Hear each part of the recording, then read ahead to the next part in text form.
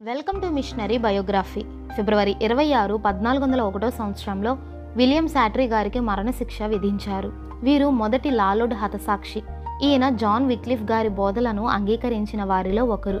అప్పుడు నార్వేజ్ బిషప్ శాట్రీ గారిని పరీక్షించాలి అని ఆదేశించారు. ఈ పరీక్ష 2 రోజుల పాటు బిషప్ ప్యాలెస్లో జరిగింది. శాట్రీ గారు చిత్రాలను పూజించడం మరియు తీర్థయాత్రలకు వెళ్లడం ఇవి వృధా అని మాట్లాడారు. దీనితో వారిని ఎపిస్కోపల్ జైల్లో ఉంచారు. తర్వాత విడుదల చేశారు.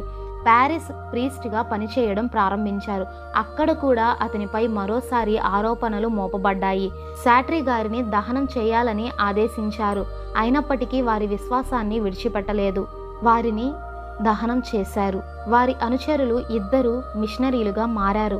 యేసుక్రీస్తుని యూదులు ఏ విధంగా అప్పగించారో అదే విధంగా ఆయన భక్తుడు శాట్రీ గారు కూడా స్వప్రజల చేత హింసించబడ్డారు.